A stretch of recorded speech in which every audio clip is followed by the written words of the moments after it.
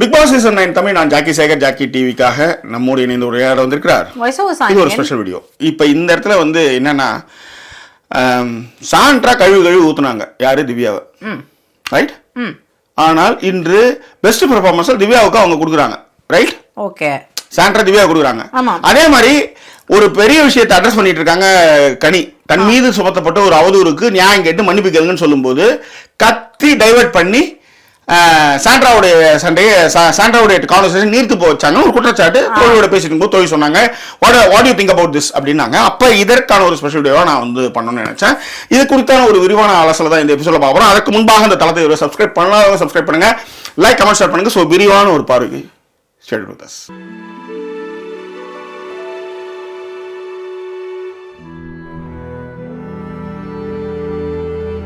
Sandra and Divya பிரச்சனை. இந்த 3 பேர் தான் வந்து வயல் காலில் வந்தாங்க. இந்த 3 பேரும் ஒரு பீம் பேங்கை போட்டுன்னு அந்த சிறைச்சாலை முன்னாடி வந்து போட்டுட்டு கதை அடிக்கிறது, பேசுறது எல்லாமே இந்த 3 பேர் தான். Okay okay. சாண்ட்ரா வந்து திஸ் இஸ் ஃபார் யூ அப்படின்லாம் வந்து சாண்ட்ராவே வந்து திவ்யாவுக்குலாம் சில விஷயங்கள்லாம் சொல்லியிருக்காங்க. அவங்களுக்கு வெளியில் அதான் இது சின்ன உலகம். இப்போ நீங்க நினைப்பீங்க எஃப்ஜேவுக்கும் அரோராவுக்கும் ஒரு சம்பந்தமே இல்லை. அவங்க 2 பேரும் நடிச்ச ஆஹா வெப் சீரிஸ் இப்போ டெலகாஸ்ட் ஆகுதுன்னு நினைக்கிறேன், ஐ திங்க் ஸோ. ஆனா நீங்க வெளியில பாத்தீங்கன்னா அந்த மாதிரி வெப் சீரிஸ் நடிச்ச விஷயமாவோ முன்னுக்கு தெரிஞ்சதாவோ உங்களுக்கு தெரியவே தெரியாது. சோ பார்வதி திவ்யாவுமே வந்து கிரிக்கெட் கலைகளை பார்த்தவங்க. ரொம்ப சின்ன உலகம், இந்த மீடியா உலகம் ரொம்ப சின்னதுன்னும் போது ஒரு பார்ட்டியோ ஒரு கல்யாணத்திலயோ ஈஸியா வந்து நீங்க வந்து எல்லாரையும் அட்ரஸ் பண்ணலாம், எல்லாரையும் பார்க்கலாம், எல்லாம் பண்ணலாம். ஓகே ரைட், இது சினாரியோ. இப்ப இந்த இடத்துல வந்து என்னன்னா, ஒரு கட்டத்துல பிரஜன் வந்து போறார். ஓகே. அப்போ போகும்போதுக்கு முன்னாடியே பயங்கர மயக்கம் அந்த மாதிரி விஷயங்கள்லாம் அவங்க பண்ணும்போது திவ்யா வந்து ஸ்பெஷல் கேரை வந்து பிரஜன் மேலேயும், பிரஜன் ஸ்பெஷல் கேரை வந்து திவ்யா மேலேயும் நிறைய இடத்துல கொடுப்பாரு. ஆனா ஒரு வாட்டி உள்ளார போய் நாமினேட் பண்ணும்போது ஒரு பிரஜன் வந்து திவ்யாவை சொல்லுவாரான்னு நினைக்கிறேன். ஒரே ஒரு வாட்டி சொல்லுவார். ஏன்னா நாங்க நடுநிலையே விளையாடுறதுக்காக அவர் வெளியே வருவாரு. வெளியே வந்து நானும் ஹோஸ்ட் எவ்வளவு க்ளோஸ் அப்படின்றத நிரூபிச்சுட்டு எல்லாருக்கும் ஒரு வாட்டி காமிச்சிட்டு போவாரு. அன்னைக்கு போன அன்னைக்கே என்னன்னா, இவங்க போய் வந்து பெட் எடுத்ததுக்கு அவங்க சண்டை போடுவாங்க. இதுல இருந்து அந்த பொண்ணை கழுவி ஊத்துவாங்க. இன்னொன்னு இன்னைக்கு வந்து நான் கேட்க முடியாது, பாட்டு சொல்ல முடியாது மாதிரி இவங்களுக்கு வந்து என்ன காரணம் வெளியே சொல்ல முடியாது. ஆனால் திவ்யா மீதான கோபமே தன்னுடைய இன்செக்யூரிட்டி ஃபீலும் மற்ற விஷயங்களும் தான். அதை வெளிப்படையாக யாராலும் சொல்ல முடியாதுன்றதை நம்ம சொன்னோம். அதை காரணமாகவே அவங்க பெட்டு கேட்டாங்க. அதனால எனக்கு பிரச்சனை. அப்ப நீ போகணும்னு முடிவு பண்ணிட்டே அப்படின்னு அந்த பெண்ணு போட்டாங்க. நாள் ஆக கிட்ட வர இப்ப திவ்யா வந்து என்ன ஒரு இப்ப சப்போஸ் வந்து நாளைக்கு வந்து ஃபேமிலி இதுல வந்து வராங்க, எல்லாரும் வராங்க பேச போது கூட நான் தப்பா புரிஞ்சுக்கிட்டு அப்புறம் தான் ரியலைஸ் பண்ணேன் நான் வந்து அப்படின்னு ஒரு காரணத்துக்கு கூட நீங்க திவ்யாவுக்கு வந்து பெஸ்ட் பெர்ஃபார்மன்ஸ் கொடுத்துருக்கலாம். ஓகேவா, இதுதான் சினாரியோ. இப்ப நீங்க சொல்லுங்க. நீங்க இப்படி ஒரு பார்வை பாக்குறீங்கல்ல, நான் எப்படி பாப்பேன், இது எதனால நடந்ததுன்னு சொல்லுங்க. ஓகே, இல்ல இது பார்வை என்னன்னா 2 விஷயம். ஒண்ணு வந்து கவனிச்சு பாத்தீங்க அப்படின்னா, திவ்யா இந்த இவரு நடந்த விஷயங்கள்ல இருக்கு இல்லையா, அவங்க தன்னை பத்தி பேசுனது, அந்த மாதிரியான விஷயங்கள், அவ என்ன பத்தி தப்பா பேசுறா அப்படிங்கிற மாதிரியான ஒரு விஷயங்களை விஜய் அவர்கள் முன்னாடியே எடுத்து வைக்கும் பொழுதே அந்த இடத்துலயே அதை வந்து கிளியர் பண்ணுவாங்க திவ்யா எல்லாரும் முன்னாடியும். நான் அவங்கள ஒரு வாட்டி கூட யார்கிட்டயுமே தப்பா பேச கிடையாது அப்படின்னு சொல்லிட்டு பேசுவாங்க.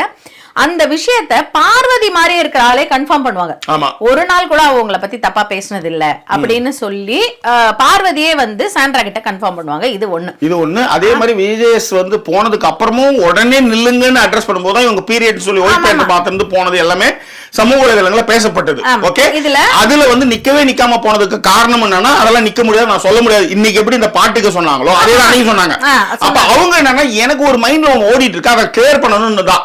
இந்த விஷயத்தான் வினோத் போய் நீ ஏமா நீ ஏதோ எரிஞ்சு வந்துட்டு இருக்காது, என்ன எரிஞ்சு விடுறன்னு சொன்னா அந்த அம்மா வந்து ஃப்ரீயா இருக்கணும் போது அவர் மேல விபூதி அடிக்கும் போது உனக்கும் திவ்யாவுக்கும் நடக்கிறதா, எனக்கும் அதுவும் இப்ப நான் கிளியர் பண்ணிட்டு அமுத்திட்டு சொல்லிட்டு இது ஒண்ணு. இன்னொன்னு என்ன அப்படின்னா, அவரோட ஃப்ரெண்டோடைய இவரா இருக்கிற ஹோஸ்டே வந்து என்ன கேட்டாரு அப்படின்னா, கணவருடைய ஃப்ரெண்டு ஹோஸ்ட் அவரே என்ன சொன்னாருன்னா, திவ்யாவுக்கு ஒரு அநியாயம் நடக்குது, உங்க இடத்துல திவ்யா நின்னு இருந்தா நீங்க கேட்டிருக்கணும்னு நினைப்பீங்களா மாட்டீங்களா? நினைப்பேன். அப்ப ஏன் நீங்க கேட்கல அப்படின்னு அந்த ஆய் வந்து வாயில விழுந்த கதை. ஐ மீன் காக்கா போச்சி பொறாவா தெரியல, ஏதோ ஒரு ஆய் it's happened in mouth. that annoying, yes, that annoying, that couldn't. சரி, இப்ப எதை பத்தி பேசினா நீங்க எதை பத்தி பேசிட்டு இருக்கீங்க? இல்ல ரொம்ப ஹீட் ஆஃப் தி மொமெண்ட் போயிருக்கு. சோ ஆய் மொமெண்ட் எடுக்கும்போது இட்ஸ் diluted or else எப்படி சொல்றது, solid and semi solid and it's so hard, it's everything. வாங்க இந்த சிப்ஸ் அதுக்கப்புறம் நான் எப்படி சாப்பிடுவேன்? நாங்க சிப்ஸ் சாப்பிட்டு இருந்தாங்க ஆப்போசிட்ல, இவன் அங்க நின்று பேசுறான், நான் மட்டும் சிப்ஸ் சாப்பிட்றேன், அவ்வளவுதான், வேற ஒண்ணும் இல்ல.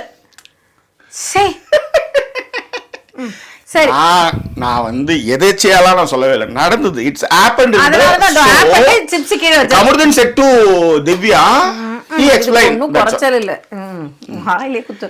சோ இந்த ஒரு விஷயத்தை அவர் அட்ரஸ் பண்ணது இது ஒண்ணு. இன்னொன்னு வந்து என்ன அப்படின்னா, நமக்கு சில விஷயங்கள் நடக்கும். இப்ப நமக்கு இப்ப எனக்கு தெரிஞ்ச ஒரு ஆண்டி இருக்காங்க, 5வது வீட்டுல 10வது மாடியில இருக்காங்கன்னு வச்சுக்கோங்களேன். 5வது தெருல 5வது மாடி, இப்ப 10. ஐயோ, இந்த மாதிரி அவன் ஏன் தான் பண்றானே தெரியலங்க.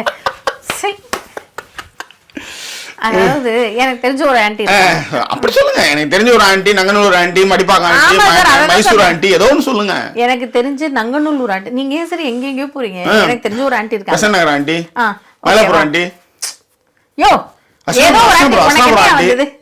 எனக்கு தெரிஞ்ச ஒரு ஆண்டி இருக்காங்க. அந்த ஆண்டி வந்து ஒரு 5வது தெருல பக்கத்து வீட்டுல இருந்தாங்கன்னு வச்சுக்கோங்களேன். அந்த ஆண்டி என்னன்னா, அவங்களுக்கு இப்ப ஒரு புடவை, இப்ப நான் உங்களுக்கு ஒரு புடவை கொடுக்குறேன்னு வச்சுக்கோங்க. அந்த ஆண்டிக்கு அது பிடிக்கல, புடவை பிடிச்சிருக்கும், ஆனா கொடுத்த ஆளை பிடிக்கலன்னு வச்சு வேலைக்காரர் கொடுப்பாங்க. அதாவது அவங்கள பொறுத்த வரைக்கும் என்னன்னா, உன்னை நான் அவமானப்படுத்தினா வேலைக்காரங்களுக்கு கொடுப்பேன். புரியுதா உங்களுக்கு?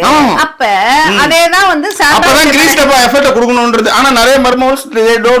நீங்க ஏன் சரி இப்ப அதெல்லாம் எடுத்துன்னு இல்ல மேம், பொதுவாவே சொல்றேன், இந்த மாதிரியான இருக்கும்போது இதுக்கு பதில் இப்படிதான் இருக்கணும். கிரீஸ் டப்பா வெட்டி ஒதுக்கிற மாதிரி வச்சா கரெக்டா இருக்காது. அது அந்த எதுக்கு நிக்க வைக்கிறாங்கன்னே தெரியலையே ஒரு படத்தை உருவாக்கிட்டீங்கன்னா பிரச்சனை இல்ல. நமக்கு இன்னொன்னு, நம்ம இதெல்லாம் மாதிரிலாம் பார்த்திருப்போம். நம்மள பிடிக்காதா இருக்கும். நம்மள பிடிக்காத இருக்கும்போது அவங்களுக்கு நமக்கு நல்லாவே தெரியும், இவனுக்கு இவர்கள் பிடிக்காதே அப்படின்ட்டு. ஆனா கூட நம்ம வெறுப்பேத்துறதுக்காக அவங்கள்ட்ட போய் சிரிச்சு பேசுறது, இந்த மாதிரியான விஷயங்கள்லாம் செய்வாங்க. பார்த்திருப்பீங்களான்னு தெரியல. இந்த மாதிரியான ஆட்களையும் நம்ம பார்த்திருக்கோம். ஓகேங்களா? எனக்கு தெரிஞ்சு 5வது வீட்டுல ஒருத்தர் இருப்பார், கண்ணாடி போட்டு, அவர் கூட இந்த மாதிரி பண்ணியிருக்கலாம். சோ இந்த மாதிரி ஒரு விஷயங்கள் வந்து பண்றதே எதுக்கு அப்படின்னா, எனக்கு உனக்கு கொடுக்க வேணாம், உங்க யாருக்குமே நீங்க எல்லாம். அவங்க என்ன சொன்னாங்க, how can I see these people and talk? இவங்க மூஞ்செல்லாம் பார்த்து நான் எப்படி பேச முடியும்? ஆனா சோறு தின்ன முடியும். அதுதான்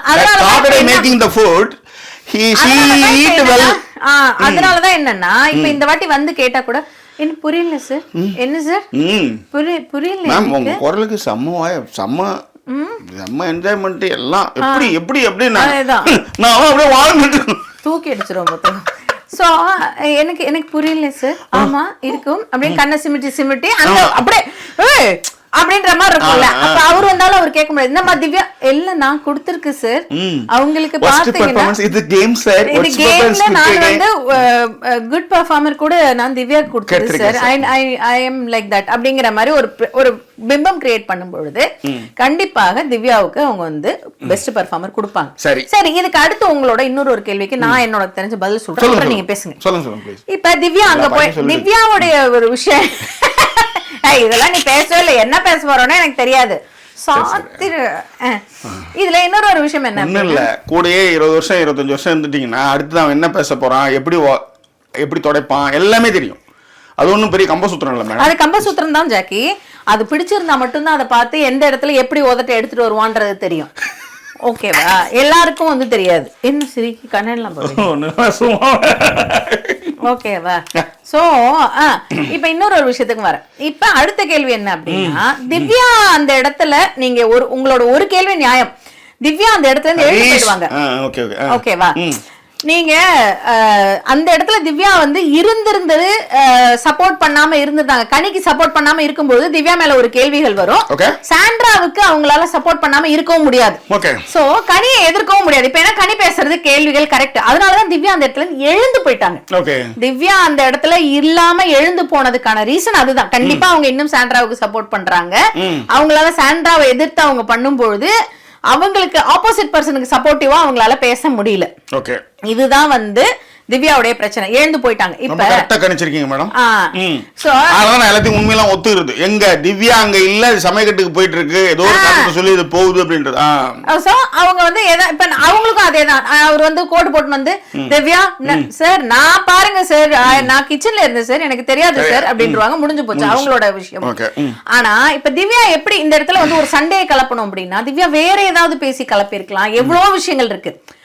ஆதிரை பின்னாடி வந்து கூப்பிடுவாங்க, திவ்யாவுக்கு எப்படி தெரியும்?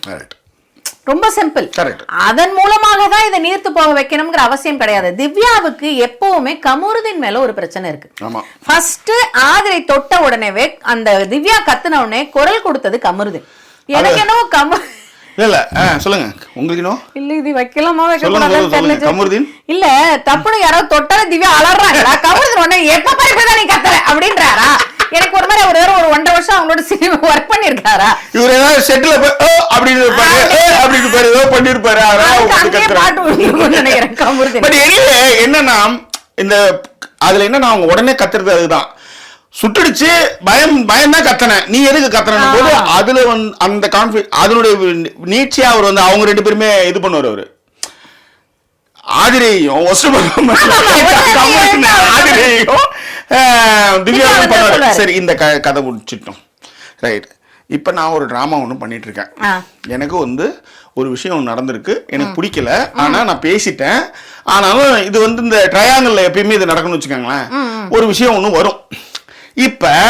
இப்ப நான் வந்து ஃபர்ஸ்ட் வந்து நான் எங்க வந்து திவ்யாவுக்கு வந்து நான் கொடுத்தேன், திவ்யாவுக்கு போய் இது திவ்யாவுக்கு சார்பா நான் எங்க இருந்தேன்னா பெயிண்ட் எடுத்து போய் அடிப்பாங்க தெரியுமா? ஆமா. அதுல திவ்யா தனக்கு பதிலே கிடைக்கலன்னதுக்காக பெயிண்ட் எடுத்துன்னு போய் டைரக்டாவே நாமினேட் பண்ணுவாங்க சாண்ட்ராவை. ஆமா. பெயிண்ட் எடுத்து போய் நாமினேட் பண்ணுவாங்க. ஏன்னா நீ எனக்கு பண்ணல டைரக்டா, அதாவது 2 பேருக்குள்ள வந்து ஒரு கான்ஃபிளிக்ட்ல என்னன்னே தெரியாத ஒரு இடத்துல டைரக்டா போய் சாண்ட்ராவுக்கு போய் அவங்க பூசுவாங்க. பூசு மஞ்சள் பூசுது அந்த மாதிரி. ஓகே, இது ஒண்ணு. ஆனா ஒரு இடத்துலயும் சண்டைக்கு அப்புறம் திவ்யாவுக்கு சாதகமா எங்கேயுமே அவங்க பேசியிருக்க மாட்டாங்க. ஆனா விஜய் சேதுபதி அந்த காக்கா ஆயி போற மேட்டரை சொன்னதுமே அன்னைக்கு இப்ப எடுத்துட்டு போய் 2 பேரும் அவங்க பண்ணுவாங்க. கமருதீனுக்கும் எப்ஜேவுக்கும். கமருதீன் என்ன சொல்லுவாங்கன்னா, நானும் அங்கதான் இருந்தேன். கமருதீன் சொல்லும்போது சொல்லுவாங்க, நானும் அங்கதான் இருந்தேன், அப்ப என்னால கேட்க முடியல, இப்ப நான் கேட்கறேன், அதனால உன்னை நாமினேட் பண்றேன்னு பண்ணுவாங்க. கரெக்டா? சோ திவ்யாவுக்கு சாதகமா ஒண்ணு பண்ணிருக்காங்க. அது ஹோஸ்ட் கேட்டதுனால நீங்களும் தானே அங்க இருந்த சான்றானும் போது என்னதான் விஷயங்கள் இருந்தாலும் நம்மளுக்காக நின்னது போனது எல்லாம் ஞாபகம் வந்துரும் செஞ்சிருப்பாங்க. ஓகேவா? இது ஒண்ணு. இப்ப 2வது அவங்க ஏன் இன்னைக்கு திவ்யாவுக்கு கொடுத்தார்கள் அப்படின்னு ஒண்ணு இருக்கு இல்லையா? இப்ப இதுக்கு முன்னாடி ஒரு பெரிய கான்ஃபிளிக்ட் நடந்திருக்கு, மன்னிப்பு கேட்க வைக்கிற கான்ஃபிளிக்ட். இப்ப எனக்கு இந்த மாதிரி ஒரு இடத்துல இருக்கும்போது எனக்கு சப்போர்ட்டான ஆள் வேணும் எனக்கு. ஓகே, இப்ப உதாரணத்துக்கு வந்து அது எப்படிங்க, நீங்க தான் வந்து புருஷன் கூட வந்து கேர் வந்து நிறைய கொடுத்துட்டாருன்றதுனால ஒரு கோவத்துல நீங்க பண்ணது எல்லாமே தெரிஞ்சது, நீங்களும் அதை எல்லாருமே ஒத்துக்கிட்டீங்க, அமித் கிட்ட நிறைய சொல்லி ஒத்துக்கிட்டீங்க, எல்லாம் பண்ணிட்டீங்க. இப்ப எப்படி நீங்க அவங்கள செலக்ட் பண்றீங்க அப்படின்னு போகும்போது அக்னி நட்சத்திரம் படத்தை உதாரணத்துக்கு எடுத்து வரேன். 2 பேரும் அடிச்சுக்குவாங்க, அப்பா ஒண்ணுன்னு போது எல்லாம் ஒன்னா சேருவாங்க பாருங்க. ஆமா, கண்டிப்பாக. அதே மாதிரி இந்த அம்மா போய் கையெழுத்து போடும், ஹாஸ்பிட்டல் இருக்கும்போது இவங்களும் கைது போடுவாங்க, அவங்களும் கைது போடும்போது கைது போடுவாங்களா, அதுதான். இந்த மாதிரி நேரத்தில் ஒண்ணு சேர்ந்துக்குவாங்க. ஆனா சண்டை போட்டாலும் ஒண்ணு சேர்ந்துக்குவாங்க. இதுல பங்காளிங்களும் உறவு முறையிலும் சரி இந்த மாதிரி சண்டை போட்டு கல்யாணம் காது குத்தியில பேர்லாம் கரெக்டா போடுவாங்க, உள்ளார சேர்த்துக்குவாங்க இல்லையா? ஆனாலும் சண்டை இருக்கும், விரோதம் இருக்கும், விரோதகாரம் தான். ஆனாலும் அவன் பங்காளின் போது கல்யாணத்துல வந்துட்டு போவான், மூஞ்சில திருப்பி போவானுங்க, சாப்பாடுலாம் சாப்பிட்டு போவானுங்க. அதுதான் இது ஒண்ணு. இன்னொரு உதாரணத்தை சொல்லி நிறைவு செய்யறேன். நான் வந்து ஒரு ஆளு, நான் ஒரு லேடி, எனக்கு ஒரு எக்ஸ் இருக்கான். அவனோட நான் வந்து ஒரு 5 வருஷம் வாழ்ந்தோம். அவன் பயங்கர டாக்ஸிக், என்னை போட்டு படுத்து எடுப்பான். இந்த சனி கூட வாழறதுக்கு செத்தே போலாம் அப்படின்ட்டு நான் வந்து அவன் வந்து டிவோர்ஸ் பண்ணிட்டேன். ஓகே, இது அவன் இப்ப எக்ஸ் ஆயிட்டான். நான் வந்து ஆதம் பக்கத்துல ஒரு ஃபங்க்ஷன் அட்டன் பண்ணி நின்றுட்டு இருக்கேன் ரோட்ல, வேலை சேலை கட்டிட்டு இருக்கேன். மழை வேற பயங்கரமா பெஞ்சிட்டு இருக்குது.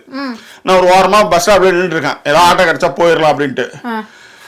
நிறைய மழை பெய்யும் போது ஒருத்தன் ஒதுங்கணும், ஒன்னா எங்க மழை போனா எட்டுமே டிராப் பண்றான், போக மாட்டாங்க. என்ன அடுத்து ஒரு ஆட்டோ வந்து ஏன் மேடம் போலாம், போக மாட்டாங்க. ஏன்னா நிறைய நாங்க ஃபுல்லா நடந்துருக்காங்க, நான் வரல அப்படின்றாங்க. இன்னொரு ஆட்டோ வருது, வரலன்றாங்க. இன்னொரு ஆட்டோ வரும்போதே பார்த்தனா எக்ஸ் வந்து பைக்ல வராப்ல, அவரை பாத்துட்டாங்க, குமார் அப்படின்னு கூப்பிடுறாங்க. நிக்கிறாரு. இப்ப ஆட்டோல போவாங்களா குமார் கூட போவாங்களா? குமாரோட போவாங்கன்றதுதான் அதுதான். ஏன்னா அது தெரிஞ்ச பூதம், அது எப்ப பெறலும் எப்ப புரண்டும் எல்லாம் தெரியும். இந்த கேரக்டரே இல்ல பைக் காரனோ ஆட்டோக்காரங்களோ டாக்ஸி யாருக்குமே தெரியாது. அப்ப தெரிஞ்ச போதுமே மேல் நம்ம ஒரு முடிவு எடுப்போம் இல்லையா, அததான் திவ்யாவை வந்து செலக்ஷன்ல யாரு நம்ம சாண்ட்ரா பண்ணது. இது ஒண்ணு இருக்கு ஜாக்கி. இன்னொரு ஒரு விஷயம் இருக்கு எனக்கு தோணுன பாயிண்ட், அதை சொல்லி அப்படியே முடிச்சுக்கலாம். ஓட் அப்படின்ற ஒரு விஷயம் இருக்கு. நான் எவ்வளவு நல்லவங்க பாரு சாண்ட்ரா அப்படிங்கிற ஒரு விஷயத்தையும் அவங்க வந்து பிரதிபலிக்கணும். எப்பவுமே நீங்க கவனிச்சு பாத்தீங்கன்னா திவ்யா வந்து போய் சொல்ற வரைக்குமே அவங்க வெயிட் பண்ணுவாங்க. இன்னைக்கு திவ்யா வந்து சாண்ட்ராவை வந்து ஒர்ஸ்ட் பெர்ஃபார்மரா செலக்ட் பண்ணுவாங்க, பாரு ஒர்ஸ்ட் பெர்ஃபார்மரா செலக்ட் பண்ணுவாங்க. If I am not wrong. இல்ல பாரு என்னன்றது எனக்கு தெரியல.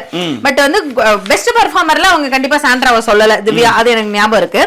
இல்ல பாருவையும் கானா வினோதையும் தான் சொல்லுவாங்க. சோ திவ்யா என்ன செய்யறாங்கன்றத பாப்பாங்க. அவங்க இவங்களை பெஸ்ட் பெர்ஃபார்மரா செலக்ட் பண்ணல, எதுவுமே இல்ல அப்படின்னும் பொழுது, ஒர்ஸ்ட் பெர்ஃபார்மரும் இல்ல அப்படின்னும் பொழுது டக்குன்னு உடனே திவ்யா அவங்க நம்ம என்ன நினைப்போம், சே பேசலனா கூட அவங்க அவ்வளவு பேசினா கூட சாண்ட்ரா வந்து கரெக்டா தானே இருக்காங்க, வேற யாருமே சொல்லல அப்படி இருந்து இவங்க அத சொல்றாங்க. அந்த ஓட்டுக்காக வந்து எந்த வேல்யூமே இல்லன்னு போது திவ்யா பேர் எடுக்கிறதுக்கு காரணமே என்னன்னா, பாரு நான் வந்து எவ்வளவு நல்லவன், நான் இன்னும் திவ்யா மேல ஒரு கன்சிடரேஷனா இருக்கேன், நாளைக்கு பிரச்சனையே வந்து ஃபேமிலி இதுல வந்தா கூட நான் வந்து சும்மா ஒரு ஆக்டிங் கூட நான் மாத்திக்கலாம், இதெல்லாமும் நான் செய்யலாம், இதனாலதான் அதை நம்ம வந்து செய்யறாங்கன்னு வச்சுக்காங்களேன். சோ இதுதான் அதுல இருக்கிற வந்து ஒரு அடிப்படையான ஒரு விஷயமா நானும் பாக்குறேன். ஆனா திவ்யா வந்து பர்பஸ்ஃபுல்லா போய் அதை கலைக்கணும்லாம் இல்ல. திவ்யாவுடைய மைண்ட் செட் அங்கிருந்து எழுந்திருச்சு போயிடணும். நான் அதுல ரெஸ்பான்சிபிளா மட்டும் இருக்க கூடாது, அக்கௌண்டபிளா நான் வந்து அங்க இருக்க கூடாது. ஐயோ நான் அங்க இருந்திருந்தா எங்களுக்கு சப்போர்ட் பண்ணிருக்கணுமேங்கிற ஒரு கேள்வி என்ன யாரும் கேட்க கூடாது. அதே பிரச்சனை நாளைக்கு வந்தா கூட நாங்க இல்லையா நான் கூட கிச்சன்ல நின்னேனே அப்படின்னு சொல்றதுதான் திவ்யாவுடைய மைண்ட் செட்டை தவிர்த்து அவ்வளோலாம் கிடையாது. அது மட்டும் கிடையாது. இந்த இடத்துல இன்னொரு விஷயம் நீங்க கவனிக்கணும். எப்படி வந்து ஆதிரை வந்து இந்த வீட்டுல வந்து என்ன வந்து யாருமே பெஸ்ட் பெர்ஃபார்மன்ஸ் சொன்னவே இல்ல, முதல் தடவை என்ன வந்து சொல்லும்போது அவங்க கண்ணெல்லாம் கலங்கிடாச்சு. சேம் திங் ஹேப்பன்ட்னு திவ்யா மைண்ட் ஆல்சோ. என்னன்னா டொபமைன் அதிகரிக்கு. எப்படின்னா ஒருத்தவங்க புறக்கணிச்சுட்டே இருக்கவங்க திடீர்னு வந்து சாப்பிட்டேன்னு கேட்டா உங்களுக்கு எப்படி இருக்கும், ரொம்ப புறக்கணிச்சே இருந்தவங்க திடீர்னு அன்பு செலுத்தினா உங்களுக்கு, அதாவது சண்டையில இருந்தவங்க திடீர்னு ரெண்டு பேரும் மந்தையில் பிரிந்த ஆடுகள் ஒன்று சேரும் போது ஒரு சந்தோஷம் இருக்குல்ல, வயதெல்லாம் பட்டாம்பூச்சி பறக்கும்ல, அப்படியான ஒரு நிகழ்வை ஏற்படுத்துறதுக்கும் அது ஒரு காரணமா இருக்கும். திவ்யா அதுக்கப்புறம் வந்து இன்னொரு 2 நாள்ல வந்து அவங்க கொஞ்சம் கன்சோல் பண்றதுக்கோ இல்ல மத்த விஷயக்குமோ இந்த கசிங் போன கட்டமோட்ட சட்டை கீழே கூட எடுத்து கொடுக்கறதுக்கு ஒரு ஆள் வேணும்ல, அதுக்காகவும் இதை வந்து அவங்க வந்து பண்ணிருக்கலாம் அப்படின்றதா. இது குறித்தான விஷயங்கள் நம்ம கொஞ்சம் விரிவாக பேசுவோம். இது குறித்தான உங்கள் கருத்துக்கள் வரணும் தெரியப்படுத்துங்க. வேறொரு எபிசோட் நான் சந்திக்கிறேன். அதுவரை நன்றி கூறிவிடுவது உங்கள் ஜாக்கி சேகர் மற்றும்